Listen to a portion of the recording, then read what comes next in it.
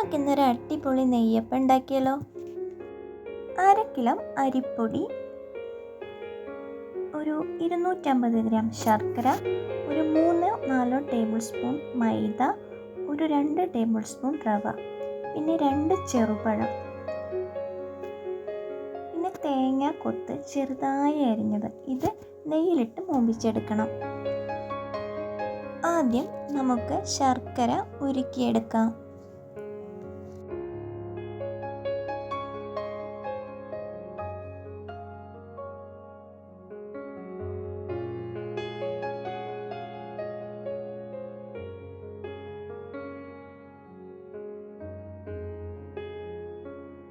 ശർക്കര നന്നായി ഉരുകി വന്നിട്ടുണ്ട്.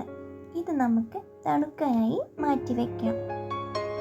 തണുത്ത് വരുമ്പോഴേക്കും നമുക്ക് ഒരു പാൻ എടുത്ത് അതിലോട്ട് നെയ്യ് ചേർത്ത് കൊടുത്ത് തേങ്ങാക്കൊത്ത് നന്നായി മൂപ്പിച്ചെടുക്കാം.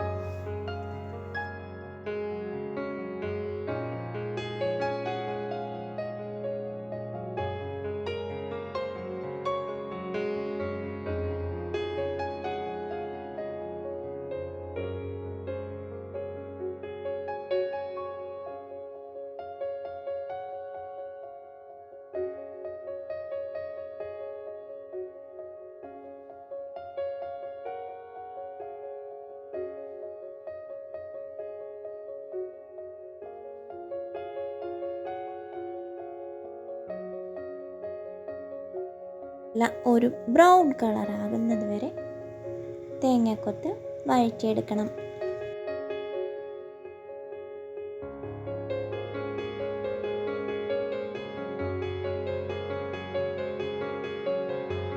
ഒരു മിക്സിയുടെ ജാറിലോട്ട് ചെറുപഴം രണ്ടെണ്ണമിട്ട് നന്നായി ബ്ലെൻഡ് ചെയ്തെടുക്കാം. ഇനി നമുക്ക് നെയ്യപ്പത്തിലേക്കുള്ള മാവ് തയ്യാറാക്കാം. അരിപ്പൊടി ചേർത്ത് കൊടുക്കാം. അതിലോട്ട് ഒരു 4 ടേബിൾ സ്പൂൺ മൈദമാവ് കൂടെ ചേർത്ത് കൊടുക്കാം. മൈദമാവ് ചേർക്കുന്നത് നല്ല സോഫ്റ്റ് ആവാൻ വേണ്ടിയിട്ടാണ്. പിന്നെ അതിലോട്ട് 2 ടേബിൾ സ്പൂൺ റവ കൂടി ചേർത്ത് കൊടുക്കാം. റവ ചേർത്താൽ പുറം ഭാഗം നല്ല ക്രിസ്പിയും അകം നല്ല സോഫ്റ്റുമായിരിക്കും. ഇതിലോട്ട് ഒരു നല്ല ഫ്ലേവറിന് വേണ്ടി ഏലക്കായ പൊടിയും കൂടെ ചേർത്ത് കൊടുക്കാം. ഇതിലോട്ട് 1 ടേബിൾ സ്പൂൺ കറുത്ത എള്ളും 1 ടീസ്പൂൺ ജീരകവും കൂടെ ചേർത്ത് കൊടുക്കാം. അപ്പം നന്നായി പൊന്തി വരാൻ വേണ്ടി അതിലോട്ട് ഒരു കുറച്ച് മാത്രം ബേക്കിംഗ് സോഡ ചേർത്ത് കൊടുക്കാം.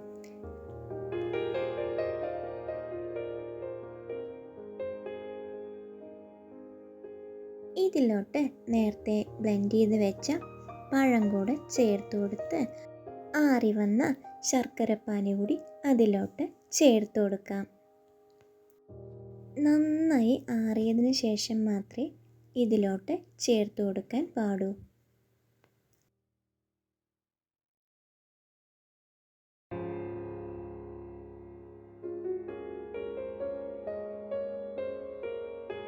ഇതിലോട്ട് നേരത്തെ നമ്മൾ തയ്യാറാക്കി വെച്ച തേങ്ങാക്കൊത്തുകൂടെ ചേർത്ത് കൊടുക്കാം.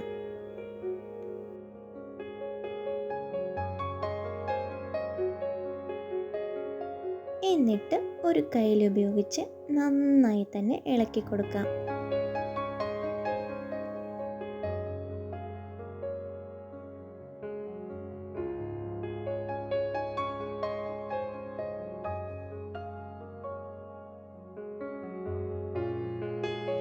ഇതുപോലെയുള്ള കൺസിസ്റ്റൻസി ആയിരിക്കണം.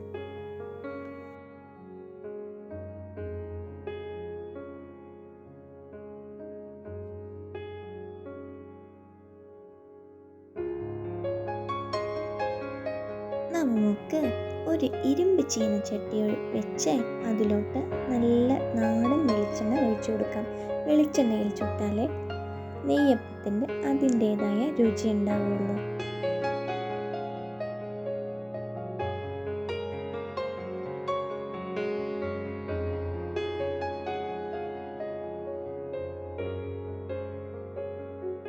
നമുക്ക് ഈ തയ്യാറാക്കി വെച്ച മിക്സിലേക്ക് കുറച്ചുകൂടെ നെയ്യ് ചേർത്ത് നന്നായി ഇളക്കി കൊടുക്കാം. ഇനി നമുക്ക് അപ്പം ചുട്ടെടുക്കാം.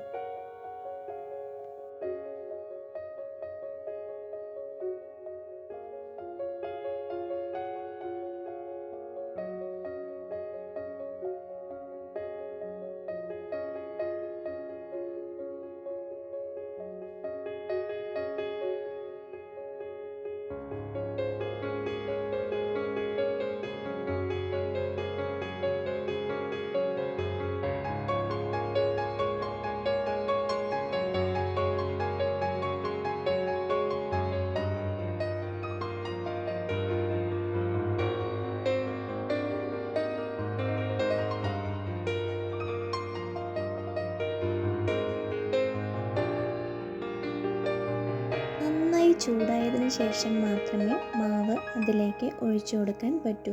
പിന്നെ സ്ലിമ്മിൽ വെച്ച് വേണം വേവിച്ചെടുക്കാൻ, അല്ലെങ്കിൽ അപ്പം പൊട്ടിപ്പോകും. അരി പൊടി എടുക്കുന്നതിന് പകരം നമുക്ക് പച്ചരി വെള്ളത്തിലിട്ട് ഇതുപോലെ അരച്ചെടുത്തും നമുക്ക് അപ്പം ഉണ്ടാക്കാം കേട്ടോ. അപ്പോഴും നല്ല സോഫ്റ്റിൽ അപ്പം കിട്ടും. അരയ്ക്കുന്നതിലേക്ക് നമ്മൾ ഉരുക്കി വെച്ച ശർക്കര ചേർത്ത് വേണം അരയ്ക്കാനെന്ന് മാത്രം. വെള്ളം ചേർത്ത് അരയ്ക്കാൻ പാടില്ല. ഇതുപോലെ എല്ലാ അപ്പങ്ങളും ചുട്ടെടുക്കാം.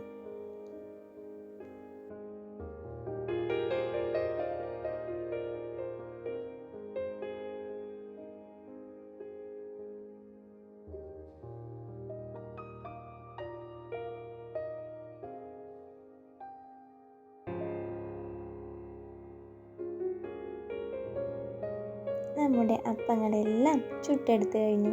അടിപൊളി ടേസ്റ്റാണ് കേട്ടോ. പുറമേ നല്ല ക്രിസ്പിയും അകം നല്ല സോഫ്റ്റുമായ അടിപൊളി നെയ്യപ്പം. എല്ലാവരും ഇത് ട്രൈ ചെയ്ത് നോക്കണം കേട്ടോ. വീഡിയോ ഇഷ്ടപ്പെട്ടാൽ ലൈക്ക് ചെയ്യാനും സബ്സ്ക്രൈബ് ചെയ്യാനും മറക്കരുത്.